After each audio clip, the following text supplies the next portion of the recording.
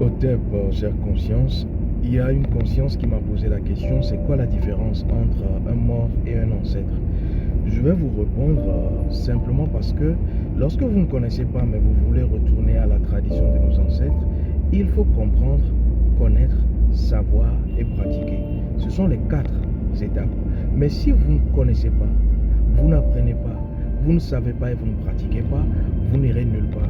C'est d'ailleurs ce pourquoi beaucoup de personnes dans la tradition africaine dansent, pensent connaître, mais n'ont aucun résultat.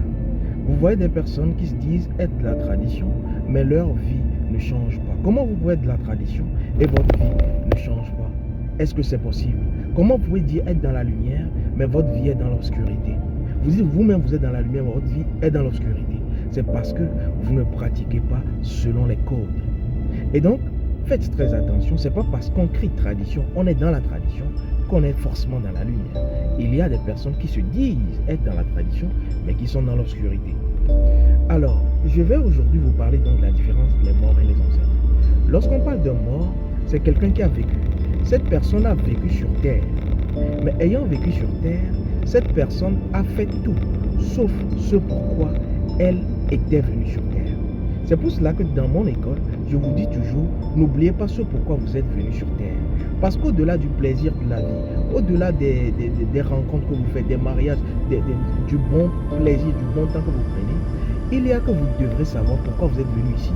Chacun a un agenda, chacun a une mission. Et c'est cette mission qui fait que vous commencez à permettre à votre âme d'avoir l'énergie nécessaire pour qu'à votre mort, l'âme puisse quitter la terre. Quand je parle de l'âme, l'âme forcément finit. L'âme après le corps, l'âme également meurt. Mais c'est l'énergie de l'âme, ce qu'on appelle la conscience, qui est donc le passager dans l'âme. C'est cette conscience-là qui doit vous permettre d'aller dans d'autres dimensions et de ne pas rester sur terre. Sinon, beaucoup de personnes sont mortes, mais sont sur terre. C'est ce qu'on va appeler les revenants. Mais il est mort, mais on l'a vu. Il est mort, mais il ne continue pas à entrer la maison. Il est mort, elle est morte, mais on ne continue pas à les voir dans les rêves. Faites très attention. Lorsque vous commencez par rêver des morts, c'est dangereux. Faites la consultation pour savoir c'est quoi. Donc le mort, c'est celui qui a échoué. C'est celui qui est venu sur terre, qui n'a pas agi selon l'âme de son énergie et surtout n'a pas agi selon l'âme de sa famille. Vous avez une raison pour laquelle vous êtes venu dans la famille. Ce que j'appelle la RSF, la responsabilité spirituelle familiale. Lorsque vous ne le savez pas, vous vivez, vous allez dans d'autres histoires compliquées. Vous ne pourrez jamais, je dis bien encore jamais, après votre mort, devenir un ancêtre. Je prends un autre exemple. Vous êtes africain. Dans votre tradition, par exemple, dans votre famille, il y a eu des divinités qu'on adorait. Aujourd'hui, vous dites que vous êtes dans les églises. Vous saccagez tout ce qui a été fait avant. Donc, vous avez fermé vous-même la porte pour que vous puissiez avancer. Parce que pour que vous deveniez un ancêtre, il faut que le conseil des ancêtres de votre famille, c'est-à-dire ceux qui sont morts dans votre famille et qui sont allés au niveau ancestral, parce qu'ils ont bien pratiqué, il faut que ces personnes-là vous reçoivent et vous donnent une chaise. Mais si elles ne vous reçoivent pas, c'est parce que vous n'avez pas réussi à votre examen. Nous sommes un examen sur terre. Et tant que vous n'avez pas réussi, ils vous verront, vos ancêtres vous verront, mais ils ne pourront pas vous aider. C'est la triste réalité.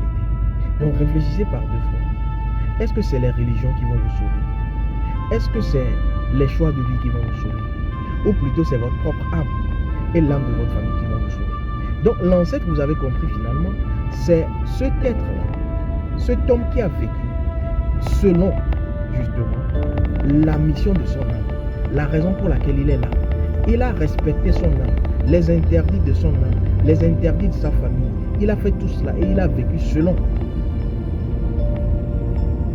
le contrat qu'il a signé avant d'arriver.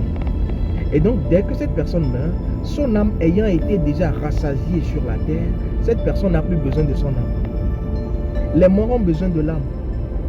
C'est pour cela qu'on a plus de mal sur la terre, parce que c'est surtout les âmes qui errent qui reviennent dans des grossesses.